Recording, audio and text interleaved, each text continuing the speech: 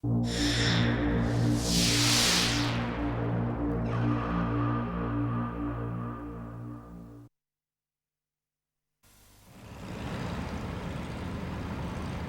la década de 1930, el recuerdo de la Primera Guerra Mundial todavía estaba muy presente.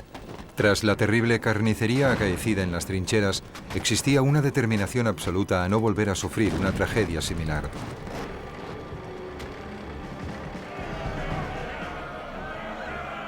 En el período de entreguerras se produjo un serio intento de limitar las fuerzas armadas de las potencias europeas.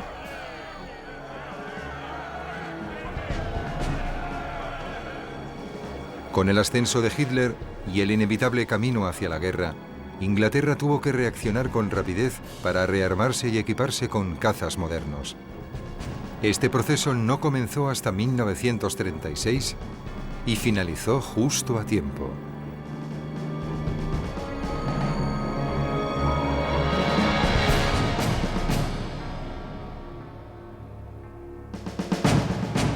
Sangre y acero. La batalla de Inglaterra.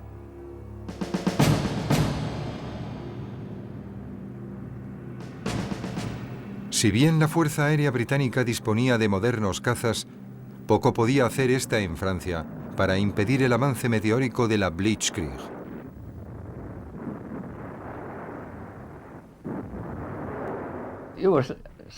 A veces estabas muerto de miedo. Es curioso, a lo que más temías era a chocar con algún otro aparato.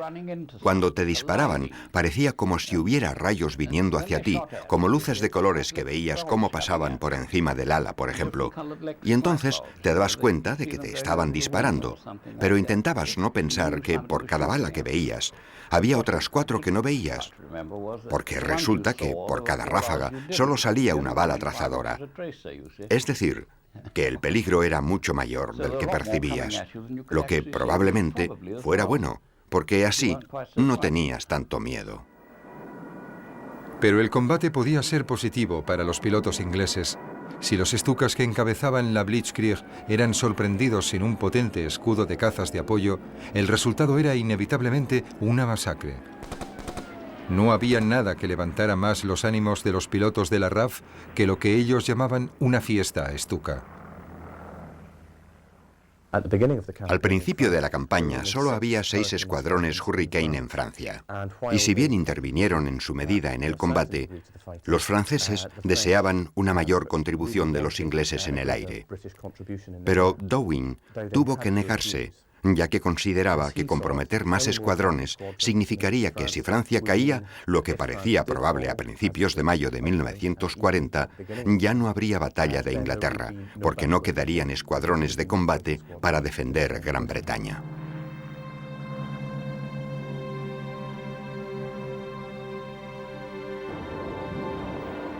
Algunos éxitos aislados en combates aéreos no iban a bastar para contener los implacables avances alemanes.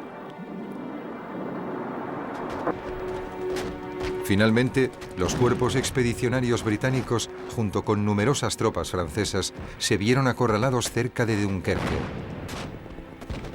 Cuando la perspectiva de aniquilación de toda la fuerza expedicionaria británica era casi palpable, Hitler dio la inesperada orden de detener el implacable avance de los tanques alemanes.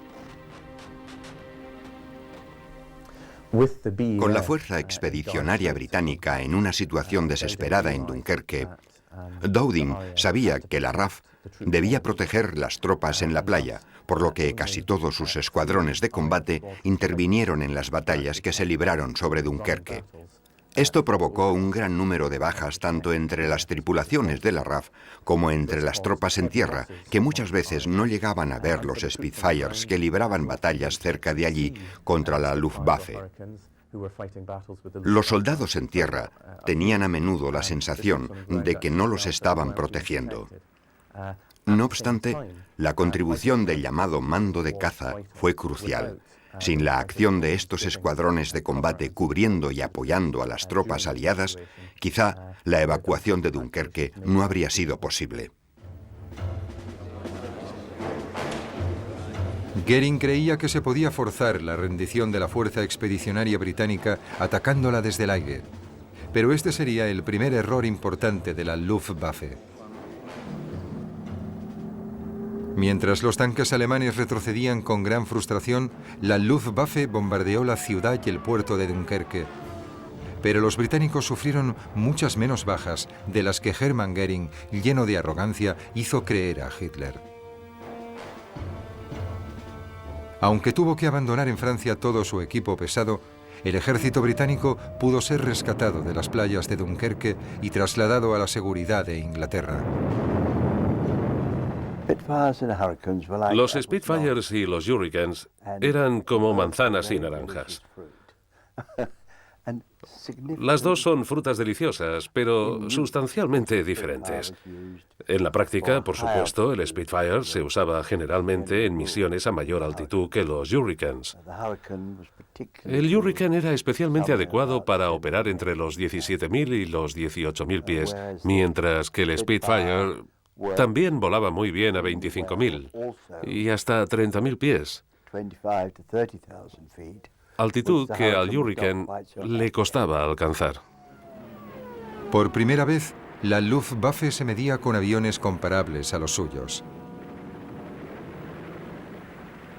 Ambos bandos sufrieron pérdidas significativas en la batalla por Francia. Pero ahora era Alemania la que tenía el dominio absoluto en Europa occidental. Pero la RAF continuaba volando sobre el Canal de la Mancha. Esta filmación alemana, poco conocida, muestra un ataque de Spitfires a una base aérea alemana en la costa francesa en julio de 1940. El cámara alemán, que estaba cargando la cámara interior de un Messerschmitt Bf-109, fue lo bastante rápido como para captar estas increíbles imágenes de cazas británicos sobrevolando los edificios del aeródromo alemán. Por supuesto, los alemanes se dieron prisa en aprovechar el valor propagandístico del Spitfire derribado en una playa cercana. El Spitfire era rápido. Tenía una velocidad de ascenso relativamente buena y era muy maniobrable, lo que era muy importante en el tipo de combates que se llevaron a cabo en el sureste de Inglaterra y en el Canal de la Mancha durante el verano de 1940. Su armamento podía parecer impresionante, ya que contaba con 8 ametralladoras de 7.7 milímetros, pero era sin embargo poco efectivo. Esto se debía en parte a que las ametralladoras se encontraban repartidas a lo largo de las alas del avión, lo cual hacía que, de hecho, la concentración de fuego resultara insuficiente. También hay que tener en cuenta que había muy pocos aviones de ese modelo. En julio de 1940 eran menos de 230, y en lugar de estar concentrados para soportar la ofensiva alemana en el sureste de Inglaterra, estaban repartidos por todo el mando de caza, lo cual también redujo su efectividad durante la batalla de Inglaterra.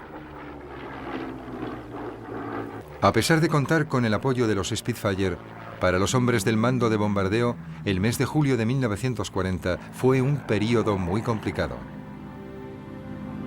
Después de la Primera Guerra Mundial, la ira de los aliados por los bombardeos aéreos alemanes, que causaron un gran número de bajas civiles, quedó patente en el Tratado de Versalles, que prohibía a Alemania disponer de fuerza aérea. Esta política se intensificó y se transformó en un acuerdo internacional durante una conferencia sobre limitación de armamento celebrada en Washington en 1922. La declaración final afirmaba: quedan prohibidos los bombardeos aéreos dirigidos a aterrorizar a la población civil, a destruir o a dañar la propiedad privada que no sea de naturaleza militar o a herir a no combatientes.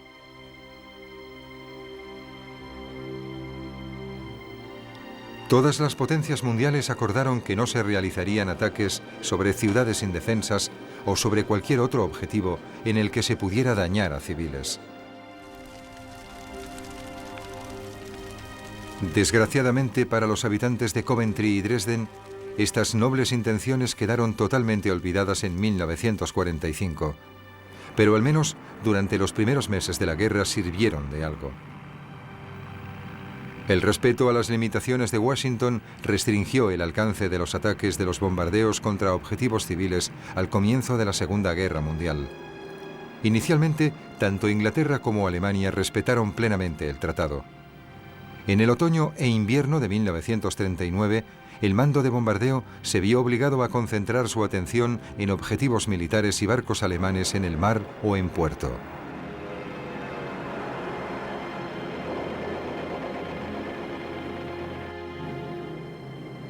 Hubo misiones aéreas que sobrevolaron ciudades alemanas, incluida Berlín, pero lo que arrojaron fueron folletos de propaganda que no surtieron ningún efecto.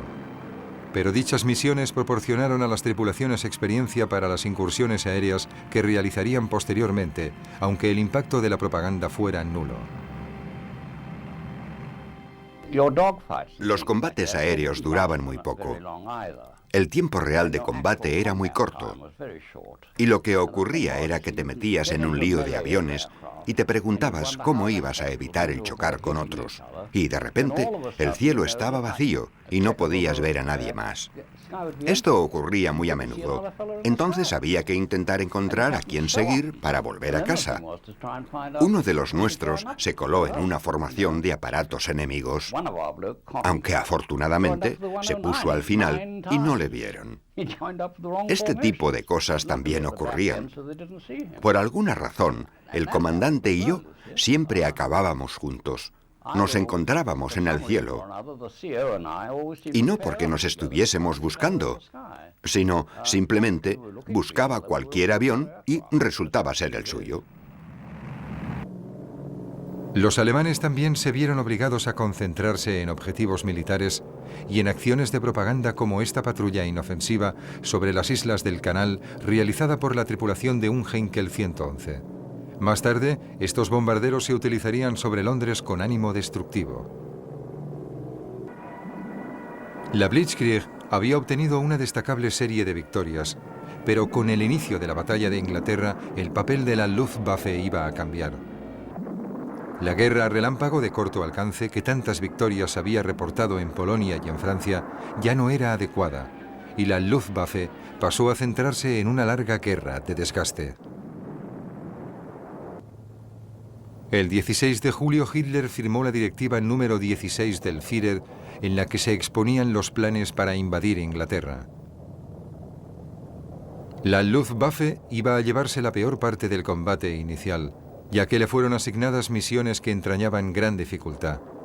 Una de las primeras sería anular las defensas costeras inglesas y cerrar el canal a los barcos británicos.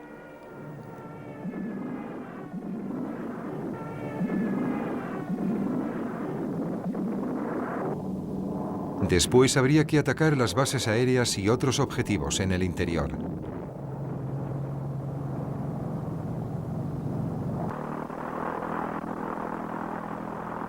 La segunda y tercera fuerzas aéreas de Göring se encontraban en Francia y en Bélgica. Sus principales adversarios eran los Hurricanes y los Spitfires del mando de caza de la RAF. Los comandantes de la Luftwaffe eran perfectamente conscientes del relativamente corto alcance de sus cazas. Cuanto más tuvieran que adentrarse en Inglaterra, menor sería el tiempo del que dispondrían para combatir. Los comandantes alemanes esperaban destruir el mayor número posible de cazas durante los combates sobre el canal. Los combates aéreos sobre el Canal de la Mancha a principios del verano de 1940 pueden ser considerados un preludio de la propia batalla de Inglaterra. Los alemanes querían eliminar el tráfico marítimo británico del canal como condición previa a la Operación León Marino, que así se llamaría el asalto anfibio al sur de Inglaterra. También deseaban paralizar las comunicaciones comerciales de Inglaterra con sus colonias. Dichos combates se alargaron desde principios de junio, poco después de la caída de Dunkerque, hasta principios de agosto.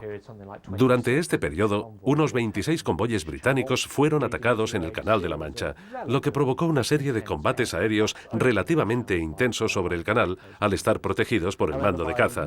Pero desde mediados de agosto se haría imposible defenderlos de forma eficaz, por lo que estos convoyes fueron detenidos, comenzando la auténtica batalla de Inglaterra. La batalla del canal empezó realmente el 10 de julio de 1940, cuando varios Stukas dañaron seriamente a 2 desprevenidos destructores de la Marina Real.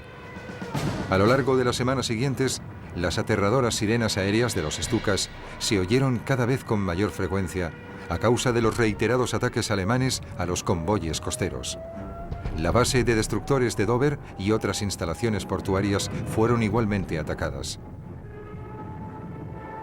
Todos los pilotos de los Stukas habían recibido entrenamiento específico en ataques a barcos, algo que entraña gran dificultad, puesto que es muy difícil estimar la altitud sobre el mar, especialmente si está en calma.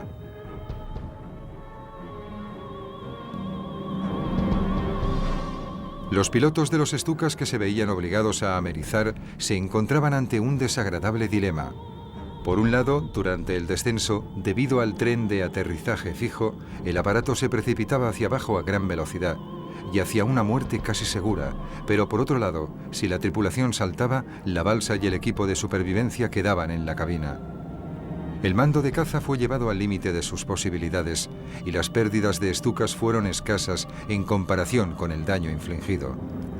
A finales de julio, el Ministerio de Marina británico se vio obligado a prohibir que los destructores navegaran por el Canal de la Mancha durante el día, y se trasladaron los pocos barcos que aún quedaban en Dover a bases más seguras y más distantes de la zona escogida para la invasión alemana. En el verano de 1940, la Luftwaffe lanzó todo su potencial ofensivo contra las fuerzas aéreas británicas. Goering había recibido la misión de destruir la capacidad de la RAF en el sur de Inglaterra. Era esencial que la Luftwaffe llegara a controlar por completo el espacio aéreo durante la invasión que se planeaba. Goering confiaba en obtener una victoria total. En julio, los efectivos de la Luftwaffe cuadruplicaban a los de la RAF. La primera vez que vi un avión enemigo, nosotros éramos 12 y ellos más de 300, lo que me sorprendió bastante. No obstante, eso les dificultaba las cosas porque nosotros disponíamos de muchos más objetivos a los que disparar. Aunque yo no disparé mucho, estuve todo el rato intentando salir de ese caos. Sería la batalla aérea estratégica de mayor importancia hasta entonces. También sería la primera vez que la Luftwaffe luchara contra una fuerza aérea enemiga poderosa y preparada. El Hurricane fue el responsable de la mayoría de bajas causadas por la RAF en la batalla de Inglaterra. Todavía hoy parece capaz de operar tan eficazmente como lo hizo durante la Segunda Guerra Mundial. El Hurricane, que era un avión más lento que el Spitfire y quizás un poco menos maniobrable, constituía, sin embargo, la columna vertebral de la defensa del mando de caza de la RAF en la batalla de Inglaterra. El Hurricane era una plataforma muy estable y con su armamento de 8 ametralladoras de 7,7 milímetros tenía una potencia de fuego devastadora. Mientras que los Spitfire solían ocuparse de los cazas alemanes, el papel principal de los Hurricanes era buscar y destruir las formaciones de bombarderos alemanes, y en dicho papel, el Hurricane fue decisivo.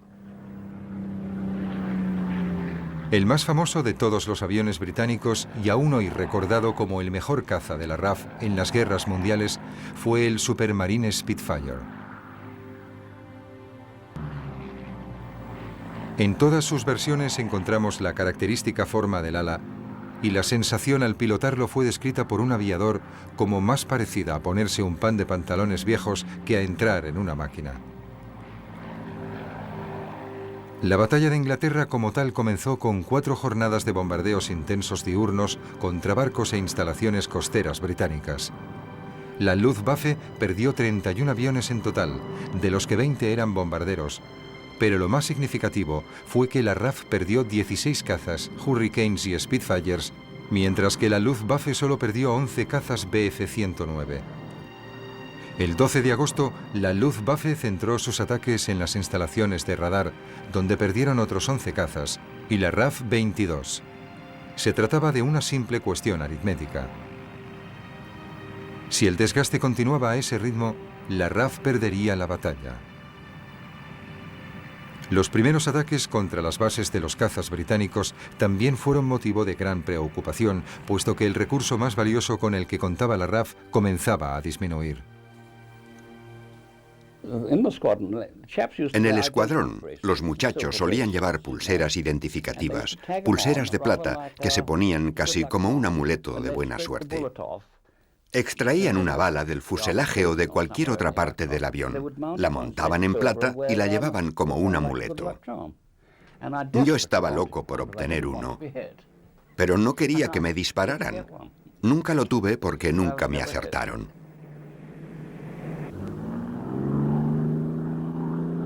A pesar de las pérdidas sufridas por la RAF, algunas unidades de la Luftwaffe sufrieron todavía más. Durante la primera mitad de agosto, las pérdidas de Stukas aumentaron enormemente. El 19 de agosto, por orden personal de Hermann Göring, se retiraron los bombardeos en picado de las operaciones en la línea de fuego. Los Stukas fueron trasladados a la zona del paso de Calais para descansar y prepararse para la invasión. Resultaría ser una larga espera. El Stuka era un arma letal, altamente precisa y aterradora en el ataque, pero requería unas condiciones de superioridad aérea. Si no actuaba bajo dichas condiciones, su poca velocidad de combate y su torpeza en el aire lo hacían extremadamente vulnerable a los ataques de los cazas británicos. Y por supuesto, en el verano de 1940, o por lo menos a mediados de agosto de 1940, los alemanes no gozaban de superioridad aérea en el sureste de Inglaterra. Cuando un bombardero Stuka terminaba el vuelo en picado, iba tan lento que se convertía en un objetivo muy fácil para un Hurricane o un Spitfire. Durante los primeros días de la batalla, se derribaron Stukas en número tan elevado y con consecuencias tan graves que la Luftwaffe decidió finalmente retirarlos. El día 13, Göring cometió el primero de lo que sería una serie de errores garrafales que acabarían provocando que la Luftwaffe perdiera la batalla. En vez de intensificar la ofensiva contra el mando de caza, los bombarderos alemanes fueron enviados a atacar astilleros tan distantes entre sí como Swansea, Aberdeen y Belfast. Al intentar proteger columnas de bombarderos tan dispersas, la Luftwaffe perdió 24 cazas por 14 de la RAF. Aún más importante fue el hecho de no haber causado daño alguno a las bases aéreas del mando de caza.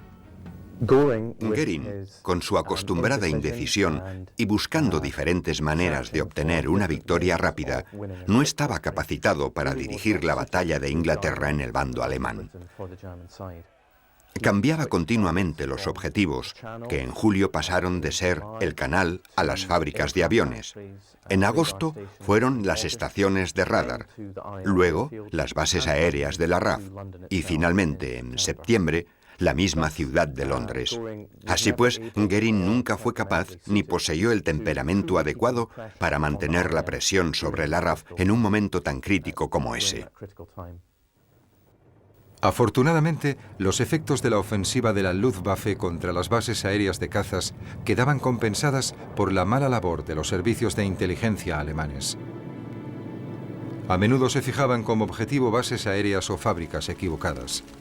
A medida que la batalla progresaba, las pérdidas de cazas británicos eran grandes, pero las de la Luftwaffe lo eran aún más. Solamente el día 15 de agosto fueron destruidos 50 aviones alemanes. Entre el 13 y el 18, los alemanes perdieron 350 aviones por 170 de la RAF. En esta batalla de avión contra avión, los vulnerables Stukas ya habían sido retirados del combate. Solo los Bf-109 habían demostrado ser capaces de enfrentarse a los Spitfires y a los Hurricanes en igualdad de condiciones, pero existían graves dificultades logísticas.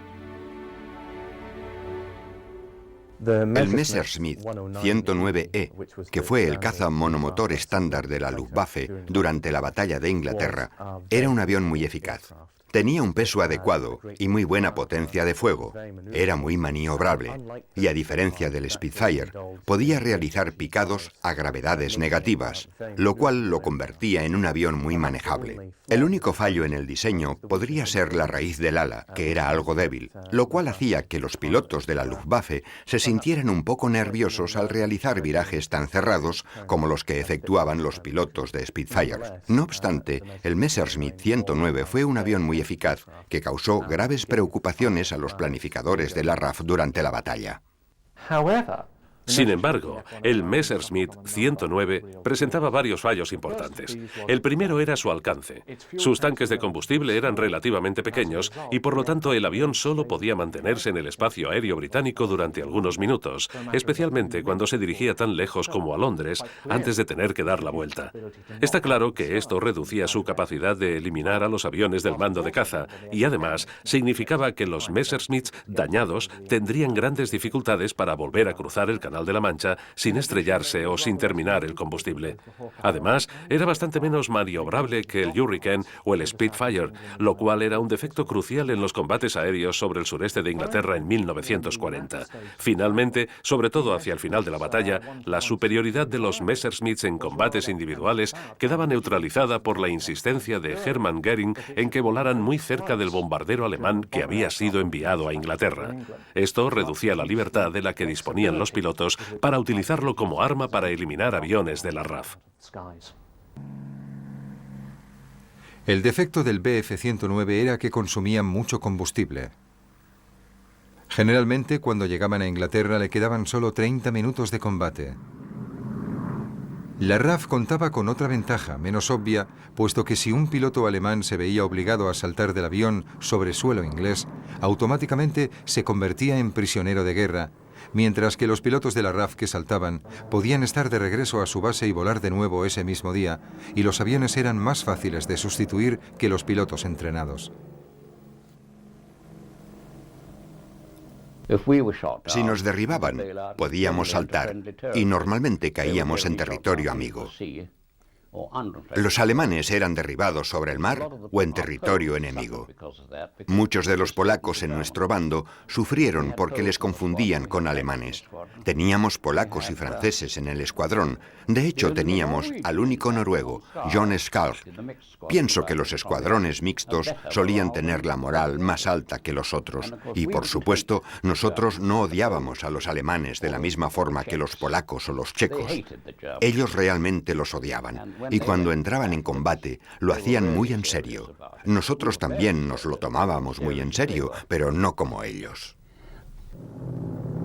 Göring intuyó la capacidad de resistencia de la RAF y ordenó que se centraran todos los esfuerzos en las bases aéreas de cazas. Pero aunque parezca increíble, olvidó incluir las estaciones de radar, que proporcionaban a los británicos una ventaja esencial en la batalla. El sistema de radar que se usaba en la época de la batalla de Inglaterra había sido desarrollado en el período de entreguerras y consistía en el envío de ondas de radio.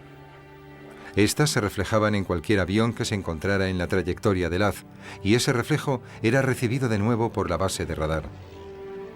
El operador observaba un tubo de rayos catódicos y determinaba la distancia del avión a partir del tiempo transcurrido entre la transmisión de la señal y su reflejo.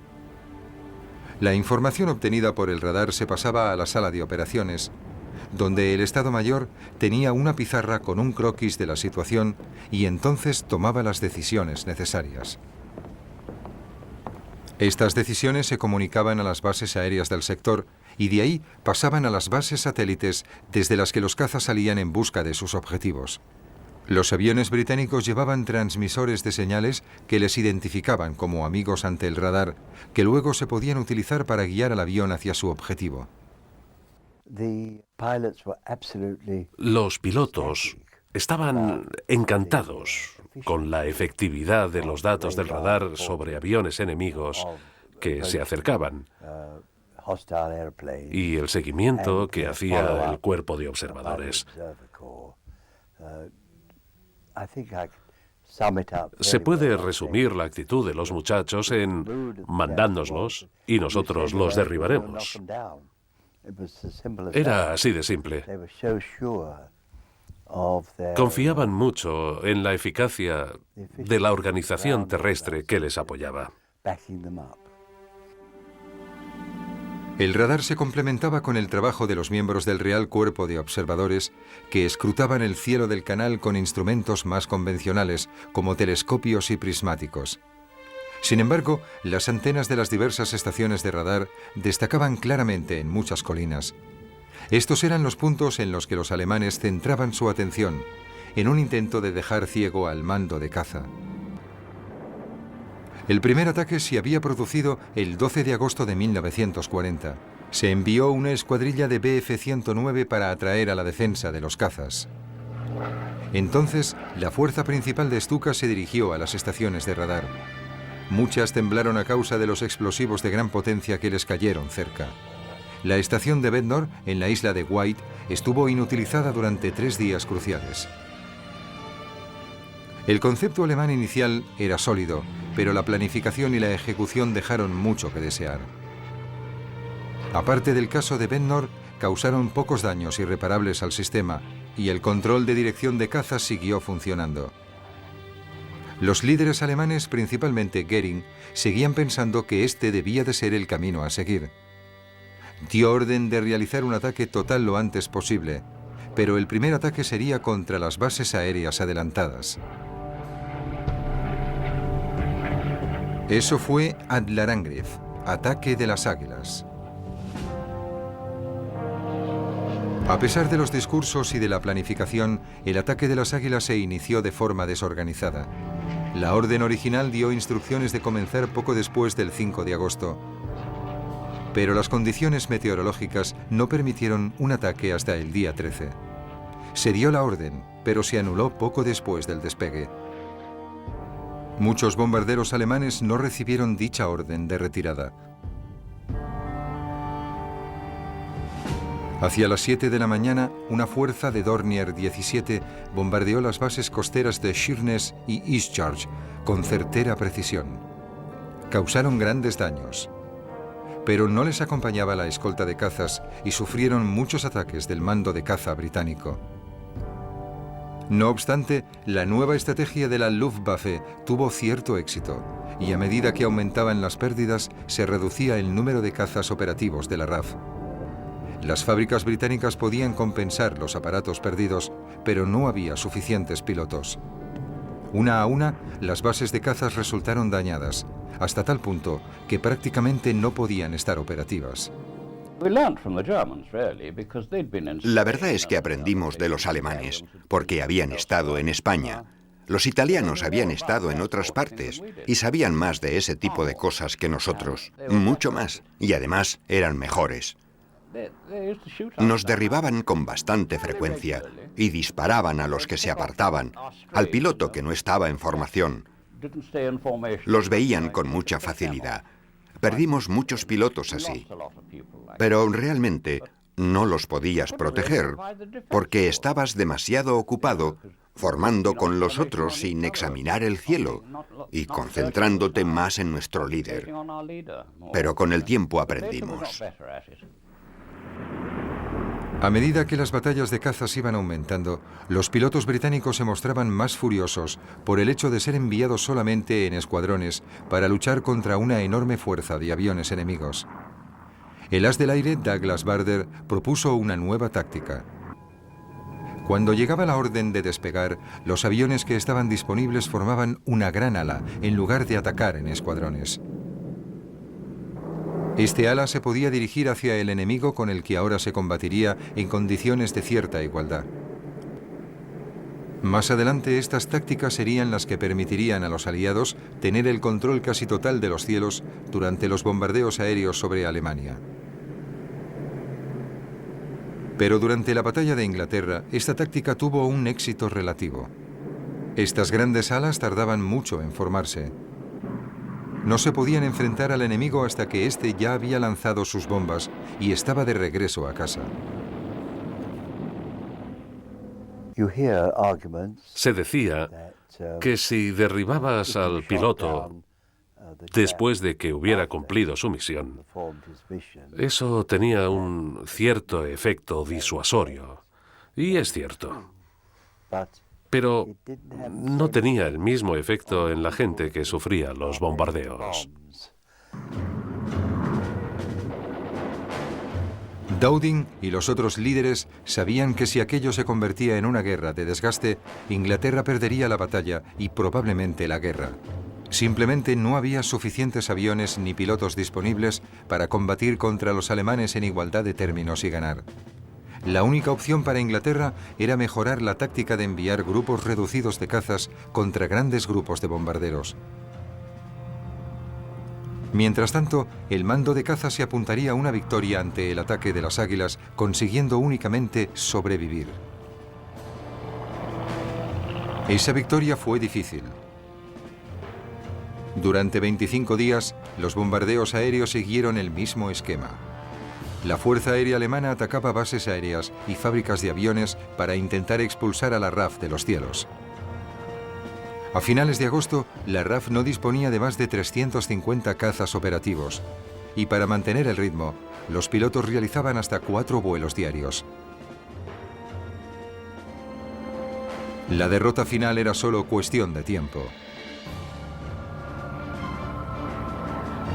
Pero a menudo, un pequeño suceso cambia por casualidad el curso de la batalla. El 24 de agosto, algunos bombarderos de la Luftwaffe sobrepasaron su objetivo y por error lanzaron sus bombas sobre Londres. Actualmente, ambos bandos admiten que estos ataques de bombarderos alemanes sobre Londres los realizaron por equivocación pilotos que habían recibido instrucciones de bombardear Rochester y el estuario del Támesis y que cometieron un error humano. No obstante, dicho error en la localización del objetivo tuvo lugar en el momento álgido de la batalla de Inglaterra y la respuesta británica fue, por supuesto, contundente.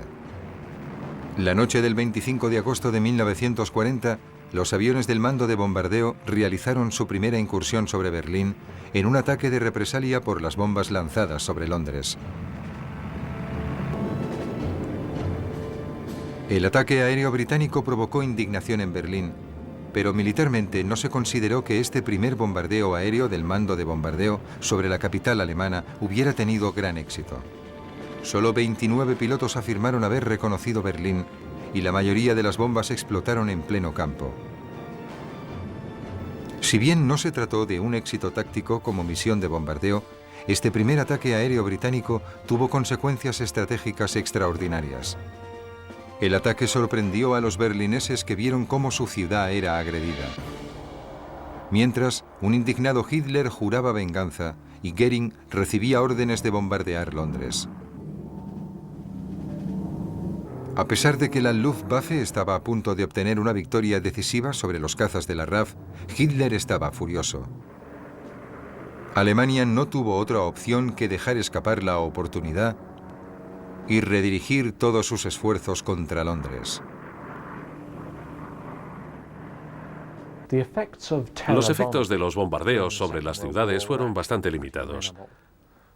Si bien en algunas ocasiones los ataques a objetivos civiles causaban cierto efecto sobre la moral ciudadana e incluso pánico, en general las deficiencias estratégicas del bombardeo solo hacían que la gente se indignara y provocaban la determinación de contraatacar.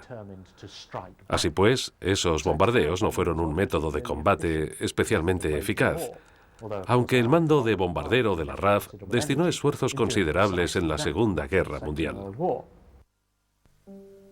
La furia de Hitler llevó a Göring a cometer su mayor error táctico. Justo cuando la Luftwaffe estaba a punto de conseguir la victoria sobre la RAF en la batalla de Inglaterra, ordenó a sus fuerzas que dejaran de atacar las bases aéreas de cazas e inició los bombardeos sistemáticos sobre Londres y sobre otros objetivos civiles. El deseo ciego de venganza de Hitler y las ganas de Göring de complacer a su jefe concedieron al mando de caza la tregua que necesitaba para recuperar fuerzas. Este breve descanso fue clave para la victoria británica en la batalla de Inglaterra. Por parte británica, los hombres del mando de bombardeo no eran conscientes de la importancia de su papel para llegar al punto de inflexión de la guerra. Estaban preocupados por las dificultades que habían encontrado los bombarderos disponibles para llegar a Berlín con una carga considerable de explosivos y poder regresar. Las enormes pérdidas que los cazas alemanes provocaron en los bombarderos británicos durante los primeros ataques sobre Alemania hicieron que el mando de bombardeo decidiera sustituir los ataques diurnos por los nocturnos, y esto se mantendría hasta el final de la guerra. El 7 de septiembre, el mando de caza estaba prácticamente en las últimas, y como si se tratara de un milagro, el patrón de la guerra aérea cambió de repente. Mientras Goering insistió en bombardear bases aéreas de la RAF, la Luftwaffe obtuvo grandes logros. La RAF se estaba viniendo abajo. Pero bajo la presión de Hitler, Goering decidió el 3 de septiembre cambiar el objetivo por Londres. Con el primer bombardeo aéreo sobre la ciudad, el 7 de septiembre, se redujo la presión sobre las bases aéreas de la RAF y permitió al mando de caza recuperarse. Si la Luftwaffe hubiera continuado bombardeando las bases aéreas de la RAF sin cambiar la política de bombardeos, se estima que el mando de caza no habría podido aguantar más de 2 semanas, de modo que el cambio de objetivo hacia Londres fue decisivo para permitir la victoria británica. Hacia las 4 de la tarde, los controladores informaron de un incremento en el número de aviones enemigos. Parecía haber casi 1 millar de aviones cerca de la costa inglesa. Daba la impresión de que las bases aéreas del sector, ya muy dañadas, iban a tener que soportar una nueva embestida. Los 21 escuadrones de la zona de Londres salieron a recibirles. La visión que tuvieron cuando se encontraron con los alemanes fue asombrosa. La formación cubría 2.000 kilómetros cuadrados de cielo. Era evidente que su objetivo era Londres. Llovieron bombas sobre los muelles y el East End, sembrando el pánico en toda la capital británica. El repentino ataque sobre Londres fue consecuencia de una orden personal de Goering, como respuesta al ataque del mando de bombardeo británico sobre Berlín el 25 de agosto. Presionado por Hitler, Goering finalmente ordenó bombardear ciudades en vez de bases aéreas. Se trató de un error táctico muy grave.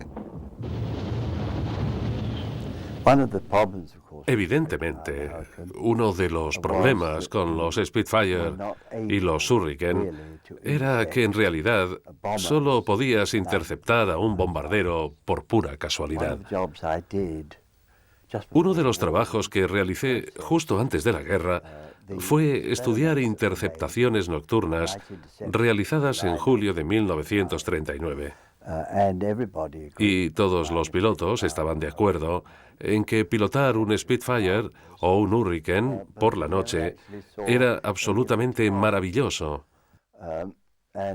pero que nunca se veían los objetivos. Y eso hizo que los altos mandos se dieran cuenta de que la interceptación nocturna iba a ser algo muy difícil. Por eso, en esa época se iniciaron muchos experimentos con radar, tanto terrestre como aéreo. Goering había perdido de vista sus prioridades estratégicas y al desviar la atención de la Luftwaffe del bombardeo incesante sobre las bases aéreas y las fábricas británicas, proporcionó a la RAF el tiempo necesario para realizar reparaciones y preparar refuerzos. Los pilotos británicos también estaban recuperando fuerzas porque tenían que efectuar menos incursiones al día. Las agotadas tropas del mariscal jefe del aire, Dowding, tuvieron un descanso para poder reparar las bases aéreas y reponerse. Londres absorbía como una esponja el castigo que le infligían los bombarderos, pero las pérdidas de la Luftwaffe aumentaron.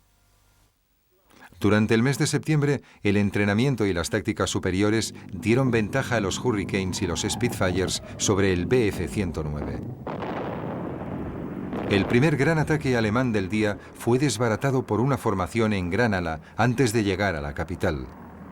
Los bombarderos alemanes dispersos se vieron obligados a bombardear objetivos al azar en el sur de Inglaterra. Más tarde, ese mismo día, a una segunda formación alemana le ocurrió algo similar.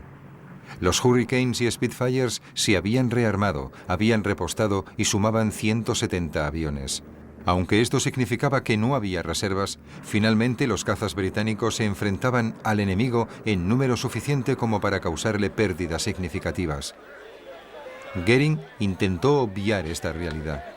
Creía que la RAF no aguantaría mucho tiempo más.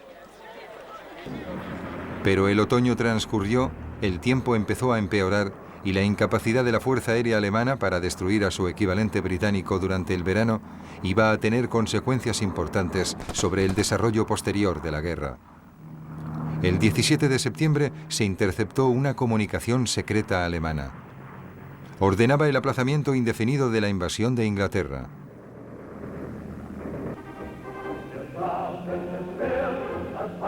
Ante la evidente superioridad de la RAF, Hitler no tuvo más remedio que olvidarse de la invasión hasta el año siguiente. Para Goering se trató de una humillación absoluta. Su catálogo de errores tácticos había supuesto un gran coste a la Luftwaffe, pero culpó de ello a todo el mundo menos a él mismo.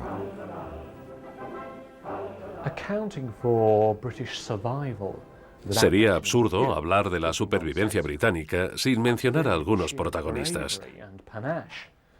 Es evidente que el valor y el talento de los pilotos de cazas británicos y de la Commonwealth, que día tras día surcaban los cielos del sureste de Inglaterra y del Canal de la Mancha para enfrentarse a las fuerzas aéreas alemanas, superiores a ellos, es algo que aún ahora me parece extraordinario y merecedor de la mayor admiración. Pero creo que, en general, la razón principal por la que Inglaterra sobrevivió al verano de 1940 fue la decisión de Goering del 7 de septiembre de 1940 de alejar a la Luftwaffe de las bases aéreas de la RAF y redirigirla hacia la zona de Londres. Pienso que esta decisión cambió completamente el desarrollo de la batalla, y los alemanes desaprovecharon de esta forma su mayor ocasión de ganar a principios de septiembre de 1940. Así que, en cierto modo, es verdad que Inglaterra no ganó realmente la batalla, sino más bien fue Alemania quien la perdió. Los principales factores en la victoria británica son bastante diversos. En primer lugar, está la visión de futuro de Sir Hugh Dowding al crear el mando de caza, convertirlo en una organización fuerte y apostar por cazas modernos y por el desarrollo del radar. A este factor hay que añadirle las propias habilidades en combate de los pilotos británicos y su capacidad de resistir un largo periodo de intensa acción. Si miras el mapa, es extraordinario ver cómo se trazaron los sectores.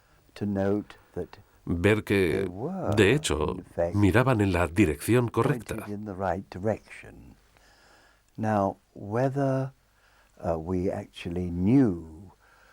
Ahora bien, si sabíamos o no cuáles eran los planes de Alemania, seguirá siendo un tema de debate. Pero yo apuesto por la idea de que los británicos tenían a un coronel del cuerpo de inteligencia sirviendo en el alto mando alemán, así que puede que tuviéramos cierta idea de lo que planeaban. Durante la primavera de 1941 continuaron los ataques nocturnos sobre Inglaterra, que causaron grandes daños y muchas pérdidas humanas.